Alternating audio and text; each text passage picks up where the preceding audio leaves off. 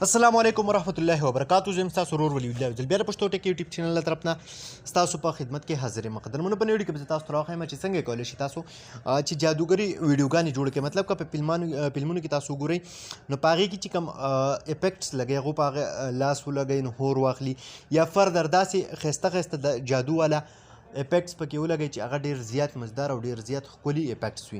د هغې سره ستاسو ویډیوګانې چې دي هغه ډېرې زیاتې ښایسته کیدی هم شي. ورسره که تاسو ټیک ټاک باندې اپلوډ کړئ نو وایرل کیدلی هم شي. قدرمنو دغه ویډیو راسره تر اخره وګورئ.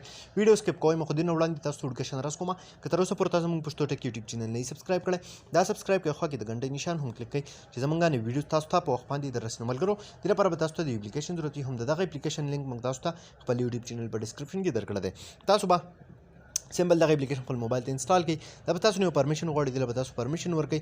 ورپسې چې تاسو راشي تاسو ته به داسې شان یو انټرفیس راشي. دلته کې میک ا ویډیو یو آپشن تاسو له راکړی دی نو تاسو به د دې ځای کې خپل کم تصویر چې دی یا هغه راواخلئ او یا به یو ویډیو که تاسو سره وي نو هغه ویډیو به تاسو راواخلئ او په هغې باندې به تاسو خپل کم افیکټ چې دي هغه اپلای کړئ. مثال په طور ما دا یو تصویر راواخیستل دا به تاسو د دې ځای کې نه څه کوئ ریسایز کوئ او کراپ به یې کوئ. ټیک ده چې کله تاسو د دې ځای نه کراپ کوئ نو اوس که تاسو راشئ دلته کې تاسو ته مختلف فلټرې چې دي هغه میلاویږي. ورپسې نه که تاسو راشئ دلته کې ایکسپلوژن یو آپشن تاسو له راکړی دی دا وګورئ. دغه شانتې فردر مختلف افیکټس چې دي هغه تاسو له ټول راکړي دي. دا وګورئ چې کوم افیکټس هم تاسو خوښ وي نو هغه تاسو لګولی شئ.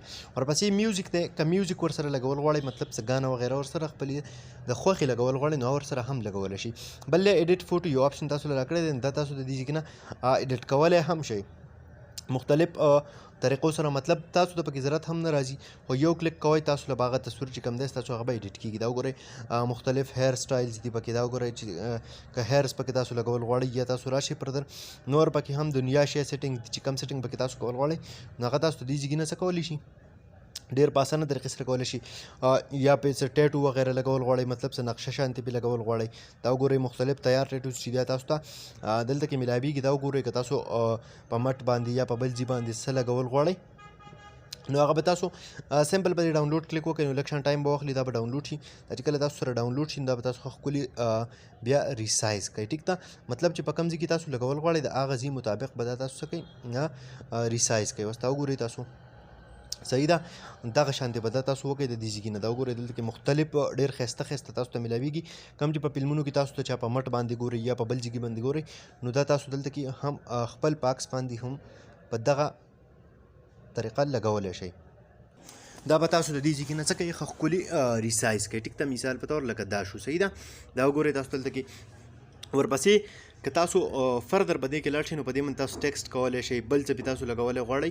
دا وګورئ باډي یا ګلاسز مطلب چشمې وغیره لګول غواړئ نو هغه هم تاسو لګولی شئ. دا وګورئ ډېر ښایسته ښایسته آپشنان چې دي هغه تاسو ته په دې اپلیکیشن کې دننه چې کوم دي تاسو ته په دې کې دننه میلاویږي. دا وګورئ تاسو صحیح ده او په اسانه طریقې سره کېږي. مطلب تاسو ته پکې زیات انټرفیرنس ضرورت هم نشته دی.